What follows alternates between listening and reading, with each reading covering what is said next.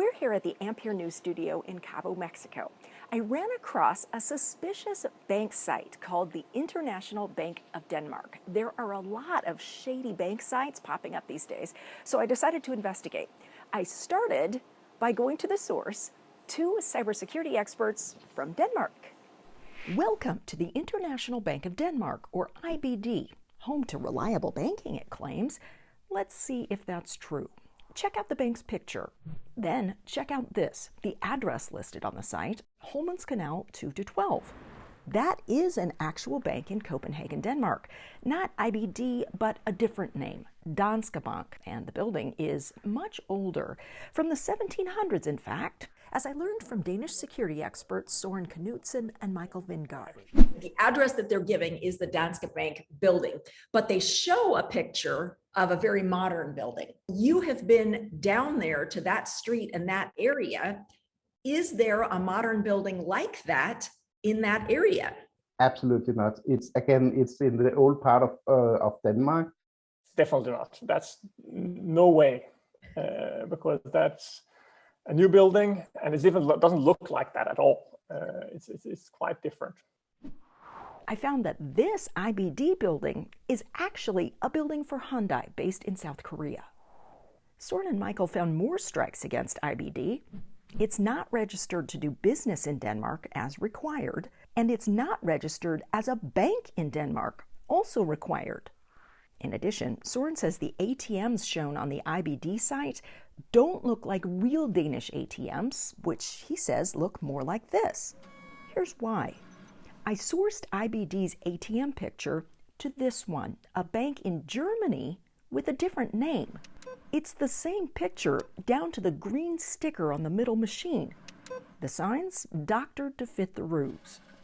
And then the final blow. IBD's CEO is listed as Christian Zeving, who is actually the CEO of Deutsche Bank in Germany. In fact, the entire IBD board appears to be made up of people who are currently or formerly associated with Deutsche Bank, not IBD at all. Denmark is definitely not Germany, and Germany is definitely not Denmark. And that was, some of the signs that is that, okay, something is quite literally rotten in Denmark. Well, I don't think the bad guys are in Denmark. They are not indeed. They are not indeed.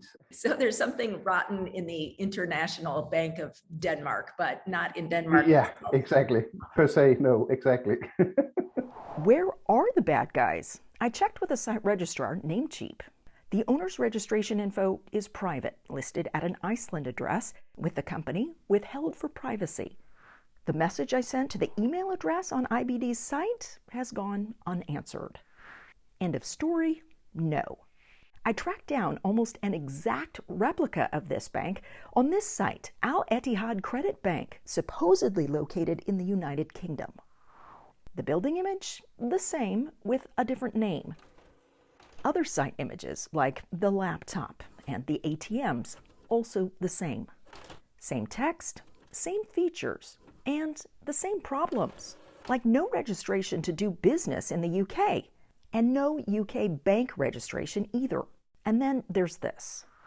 The board of directors for Al Etihad, or Unity Credit Bank, is different from IBD's, but with its own fakery.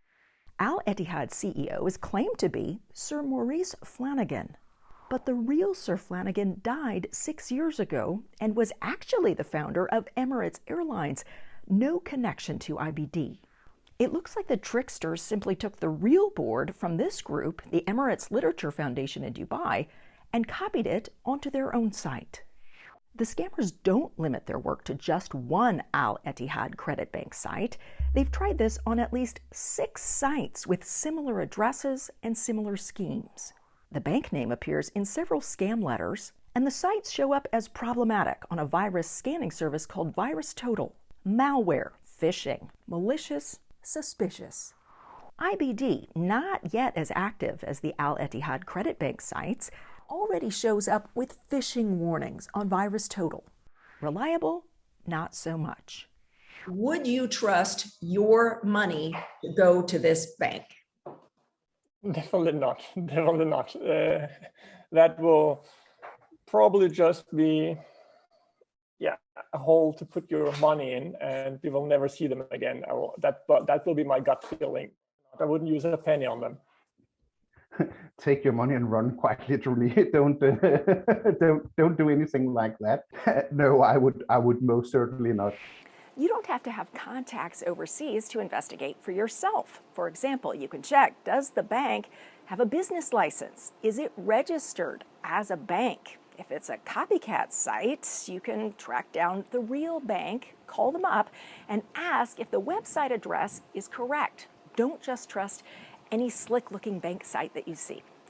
In other news, we reported the International Bank of Denmark, and now that site has been shut down. We'll see what happens with its partner sites across the web. I'm Carrie Tomlinson for Ampere News.